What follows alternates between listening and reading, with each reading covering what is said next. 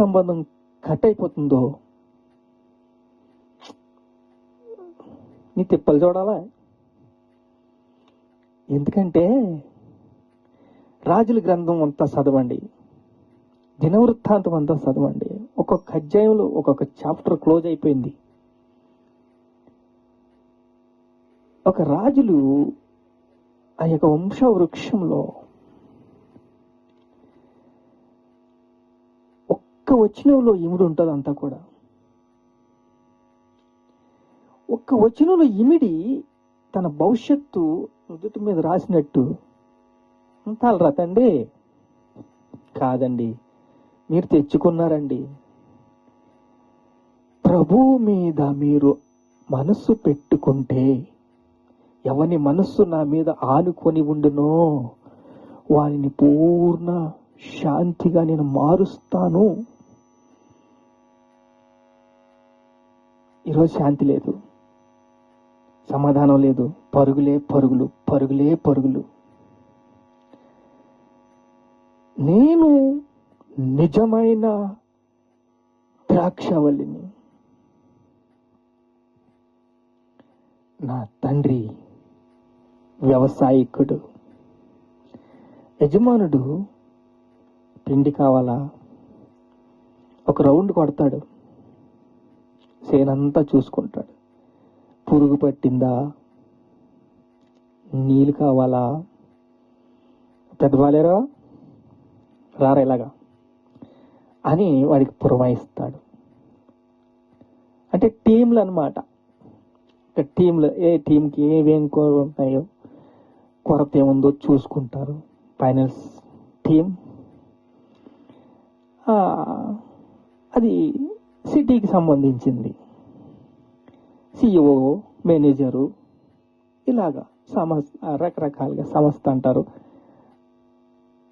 ఇలా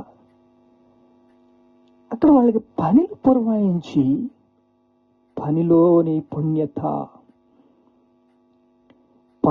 నైపుణ్యత కలిగి ఉంటే ఆ యొక్క పని యజమానుడు చూసి, ఆ యజమానుడు ఏం చెప్తున్నాడో విని ఆ పనిని చేయగల నైపుణ్యత పాలేరుగా తీసుకున్న బాధ్యతలు, తీసుకున్న జీతానికి సరిపడేలాగా పని చేస్తే సోమరులు ఉంటారు,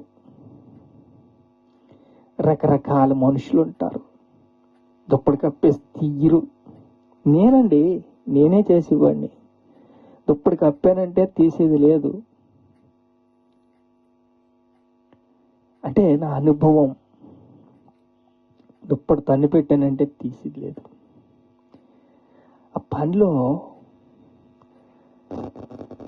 ఎంతో లోటు. నువ్వు చేయకపోతే చాలా ప్రాబ్లమ్స్ ఎదుర్కోవాల్సి వస్తుంది. నువ్వు చేయవలసింది ఇంతే, చిన్న పనే. ఆ పని నువ్వు చేయకపోతే ఎంత నష్టం అటుతుందో. ఆ నష్టాన్ని యజమానుడు భరించలేడు. ఎంత పని చేశాడు,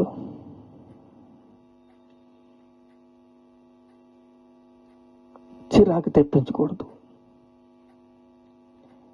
తీగికి మనము కట్టుబడి ఉంటే, యేసు క్రీస్తుకి మనం కట్టుబడి ఉంటే, దురాత్మ శక్తులు, దుష్ట శక్తులు, అంధకార శక్తులు ఇవన్నీ కూడా అణిగిపోతాయి. యెహోవా యందు భయభక్తులు కలిగిన వారికంట దూతలు చుట్టూరు కాపలా ఉంటారంట. వాళ్ళకి పని కావాలి, పని అప్పచెప్పాలి.